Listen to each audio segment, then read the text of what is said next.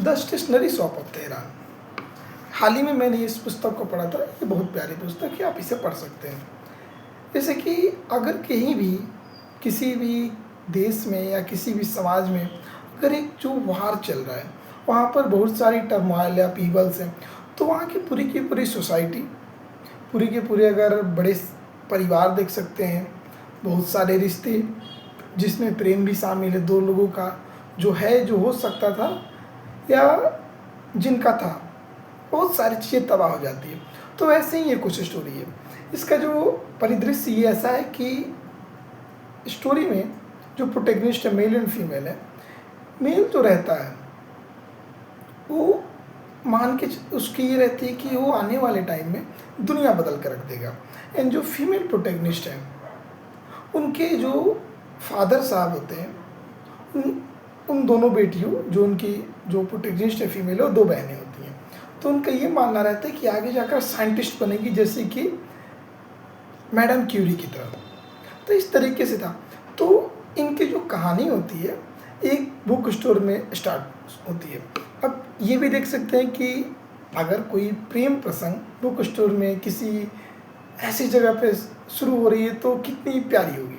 तो वहाँ से चालू होता है। ये पहली दफ़ा एक दूसरे से मिलते हैं, नज़रें मिलती है, ज़्यादा बात नहीं होती, पर धीरे धीरे बात इनकी चालू होती है और एक दूसरे को पसंद करने लगते हैं और इनकी कहानी आगे बढ़ती है। अब इसमें ये रहता है कि जो लड़का रहता है वो थोड़ा पॉलिटिकली एक्सपोज्ड रहता है, क्योंकि जो जिस वक्त पे ये घटना घटी, जिस वक्त पे इस कहानी को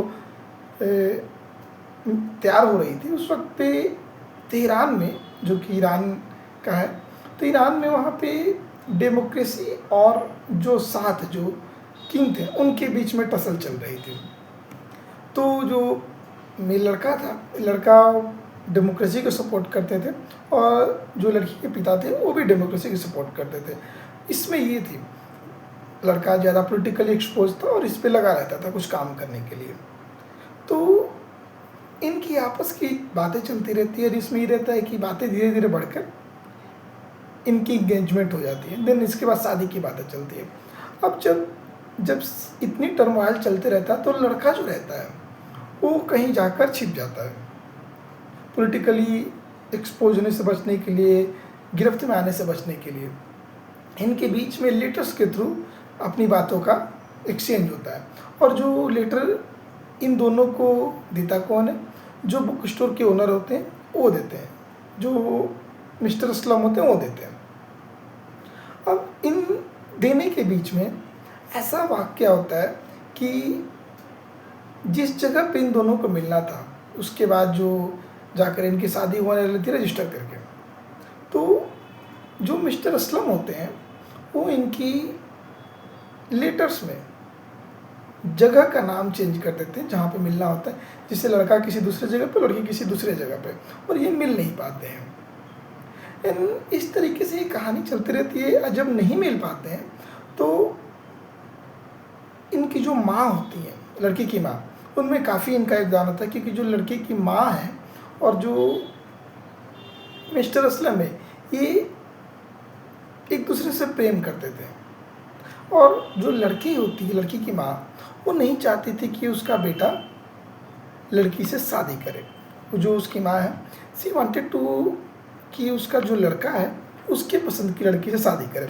तो इस तरीके से कहानी बढ़ती है और ऐसा होता है कि इन दोनों की शादी नहीं होती है और जो लड़की होती है, लड़की जाकर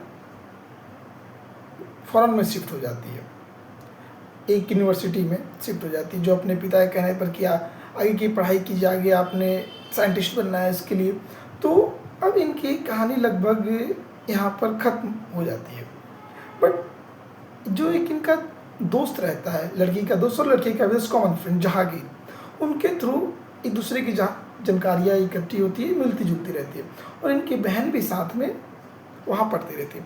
जब ये वहाँ पर यूनिवर्सिटी में जाती हैं तो वहाँ पर एक लड़के से इनकी मुलाकात होती है और धीरे धीरे बातचीत का सिलसिला चलता है और फिर आगे जाकर उस लड़के से इनकी शादी भी हो जाती है और इनकी बहन भी वहीं शादी करके दोनों सेटल वहीं हो जाते हैं।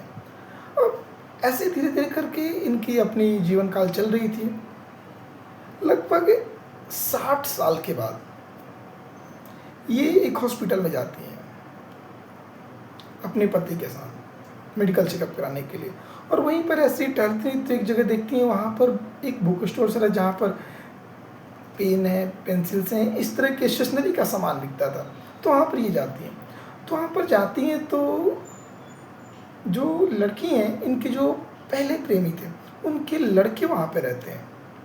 तो एक दूसरे की जान पहचान होती है। लड़के बताते हैं कि उनके पिता क्या है, क्योंकि जब लड़की जो लड़के को देखते हैं थोड़ा सा मिलता जुलता लगता है अब उनके प्रेमी से, जो पहले प्रेमी थे। तो धीरे धीरे ऐसी जानकारी मिलती है, तो ये होता है कि उनसे मिलना चाहिए। तो आखिरकार जो इनके प्रेमी थे उनसे इनकी मुलाकात होती है लड़की की। जब मिलते हैं तो अब वही होता है कि कुछ चीज़ें छूट जाती है, तो एक दुख दर्द रहता है, बट अब वो नहीं दिखा सकते हैं क्योंकि जो प्रेमी थे वो भी अपनी लास्ट स्टेज पे चल रहे थे, और लड़की की भी उम्र 77 साल हो गई थी, लगभग 60 साल बाद मिल रहे थे। तो इनका अपना रहता है, बातचीत होती है। बातचीत में ये रहता है कि आखिरकार ऐसा क्या हो गया था, क्योंकि जब ऐसे वाक़या होता है, जब ऐसी घटना होती है, तो हर किसी के दिमाग में रहता है कि आखिर ऐसा उसने क्यों किया, क्योंकि जिसके साथ आप ज़िंदगी, जिसके साथ आप परिवार और आगे का सोच रहे थे, ऐसा नहीं होता है। तो आप ये सोचना आखिर क्या गया था। तो जब बताते हैं कि मिस्टर असलम थे और लड़की की माँ थे, एक दूसरे की प्रेमी थे, और जो लड़के की माँ नहीं चाहती थी कि लड़के और लड़की दोनों की शादी हो, तो उन्होंने लेटर को कैलीग्राफी के थ्रू उसमें शब्द का हेरफेर कर दिया था। इस वजह से सारी घटनाएं घट गई। अब ऐसी हो गई तो कुछ कह भी नहीं सकते थे उतना, बट ये रहता है कि लड़की के आखिरी वक्त में उनके साथ थोड़ा वक्त बिताती हैं, और ये कह सकते हैं कि जिस प्रेम को जीना था साथ साथ में दोनों ने, उस प्रेम को जी तो नहीं पाए। और प्रेम में ऐसा ये होता है कि अक्सर आप एक दूसरे को साथ में चाहते हैं, एक दूसरे के साथ रहना चाहते हैं, समय साथ व्यतीत करना चाहते हैं, बातचीत करना चाहते हैं, प्रेम करना चाहते हैं। पर इन दोनों में इसके उलट रहता है कि 17 साल की उम्र में दोनों अलग हो जाते हैं, एक अलग कंट्री में, दोनों दो कंट्री में हैं। एंड बट आखिरी अहम वक्त में जब समय अंत होने वाला है, उस वक्त पे लड़की और लड़के थोड़े वक्त के लिए साथ रहते हैं, और ये कह सकते हैं कि जो प्रेम बिछड़ गया था वो प्रेम अंत में आकर मिल गया। इसमें ऐसा ये कहा जा सकता है कि मेरा ये भी मानना है व्यक्तिगत तौर पे कि अपनी जितनी भी नकारात्मकता है, नफरत है किसी के प्रति, जितनी भी हेट्रेड है, सारी चीज़ें को दरकिनार कर देना चाहिए। जब दो व्यक्ति प्रेम कर रहे हैं और उनकी अगर आप नहीं मिला सकते हैं तो उनको बिछड़ने का भी वजह मत बनिए, जैसा इस पुस्तक में जो उसकी माँ बन जाती है।